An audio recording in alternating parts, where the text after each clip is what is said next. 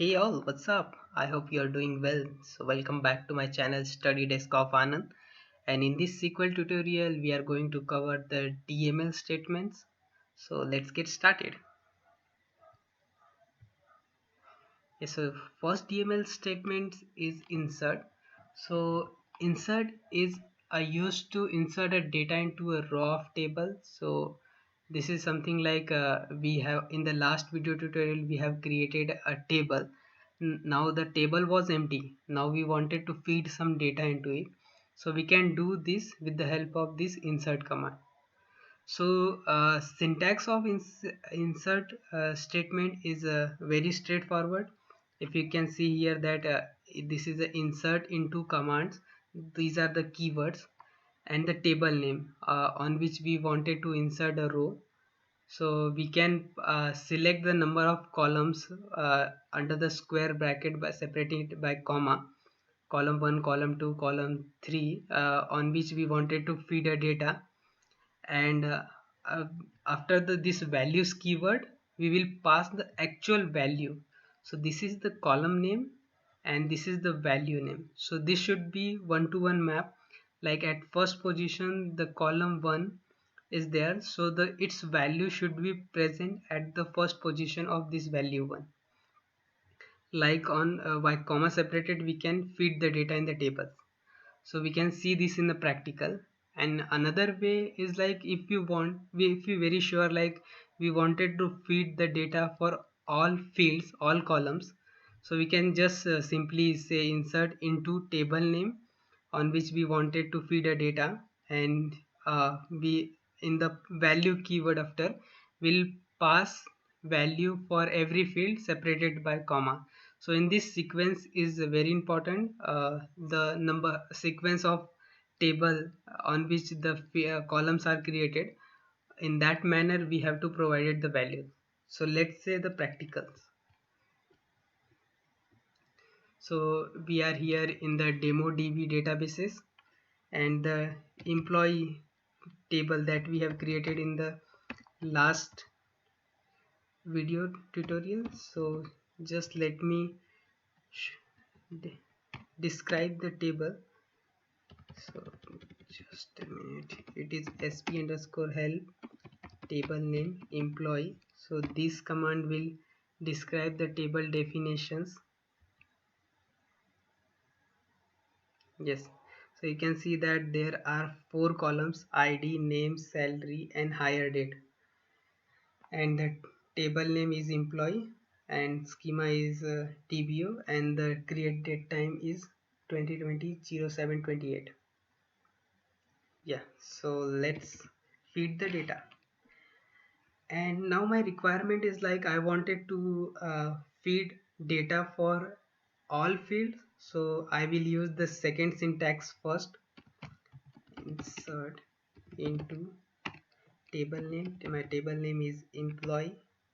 So for my company I am the first employee, so I can make employee id as 1. So my name is there, and I will take a salary. As I'm greedy, so I will take salary of 1 lakh. Of course anyone can be greedy, no issue in that. So I will, the start of my company date should be 2020-01-01. Yes, so let's see whether this command is work or not.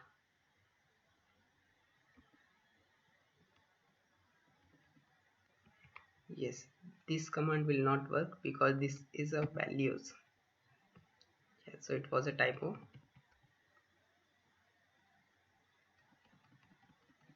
Yeah, just fire this command. I am pressing F5. Yeah, and the first record is inserted into the table. So if we wanted to see like table data, so we simply say select star from table name. So my table name is employee. Yes, you can see that one record is inserted into the table and it's one Anand, salary and the date. Now I wanted to hire some more employees, so I will hire my friend Ravindra. So he is my second employee,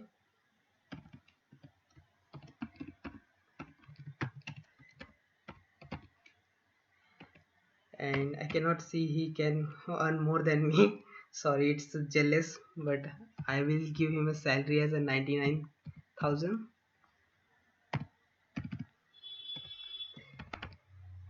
2020, yes.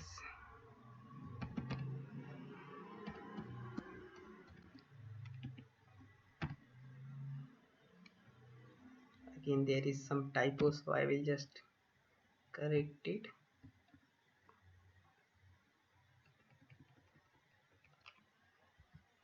Yes.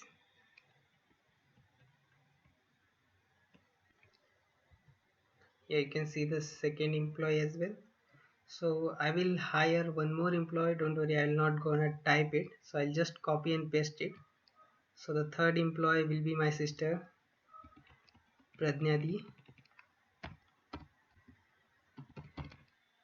She can take a salary as equal to me after my promotion. I'm getting being promoted. Yes. So yes, as of now we can see that there are three record in the table now. So there are I wanted to hire some employee on but I do not wanted to specify the salary at this moment. So this is the some conditions where I wanted to feed data on three table only: ID, name, salary is not decided yet, and hire date should be there. So for that we will use the second syntax: insert into table. Table name is employee, and I will provide data for ID, name, and hire date, and values. So my next ID will be 4, and name will be I am hiring Jerry, and the hire date of Jerry is today's date, that is 2020-07/28. Let's see this work. Yes, it works. So I wanted to hire one more employee. Now Jerry is there, so Tom should be also there. So ID of Tom is 5. I think we have hired enough employee for our company. It's 5 employee. Now the second thing is our second DML statements. So as of now we have covered the both syntaxes for feeding the data, like with the selective columns or for entire record, entire fields. Now next DML statement is update. So update is something like if record is already being present in table and I wanted to just change the informations. So the syntax is very simple. It is like update table name and set the field name, that is column 1, and the value that we wanted to modify. And in the where clause we will provide some condition like for which employee we wanted to modify the record. So as of today we can see that we hired few employees, Tom and Jerry. Now the salary of Tom and Jerry, if you see that here it is null, it is not being decided, maybe because they are intern. So now I wanted to give some salary to them. So it will be, I'm using update keyword, update employee, set salary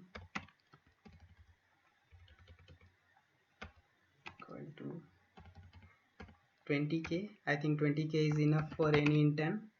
And for first of all I will giving salary to Jerry. So I will provide ID of Jerry. For it is the best way practice to, if we wanted to update any record. So we can choose a very specific criteria, because if here it is a possible that there is an employee whose name also Jerry, so there can be a two Jerry. So if we update record, so both of the Jerry will get the same salary. So so whenever we are going to do an update operation, so make sure that the condition should be correct one. Yes, so you can see that we have updated the salary of uh, Jerry. Now we will see that with the help of select statement. Yes, so Jerry's salary is updated. Now after several months, Tom is decided to move from one company to another. So he is not no longer to be part of our company. Now I wanted to remove his record from our company. So I will use the command delete. So before that I will show you the syntax of delete. So this is something, delete is a DML commands. It is used to remove one or more record from tables uh, based on the conditions. Right now our requirement is to remove only one record, but we can remove the multiple record at once. And the syntax is very simple. It is delete from table name on which we wanted to remove the record. So if we just fire this command like delete from table name, so it will delete entire record from the table as condition is not provided. But we are not going to do that. I will tell you later why we are not doing that. And first of all we'll demonstrate with the help of where conditions. So delete from employee where Tom is left, so his ID is 5.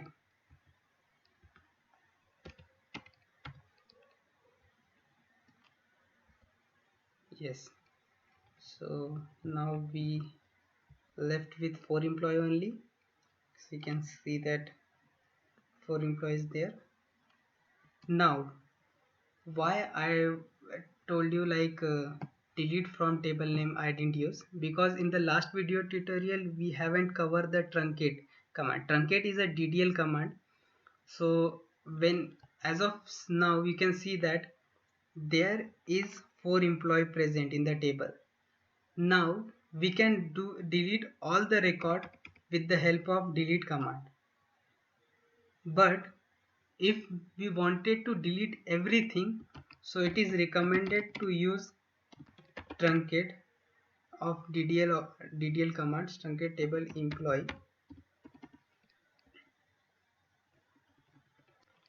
So I'm just filing this command. Yes, and if you just select star from employee, then there will be no data. So it is very important questions in interview, like difference between truncate and delete. So this is because truncate will flush out all the data present in the table, and it just remain schema of a table will remain other, and entire data should be deleted.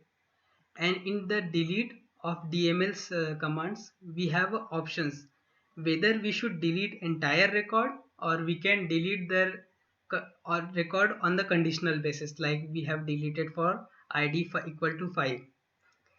And another difference of delete and truncate is DDL statements are auto commit. So whenever we truncate table employee, so entire record will delete and it will be flush out. So we cannot revert or roll back the data once it is deleted if we using the truncate table command.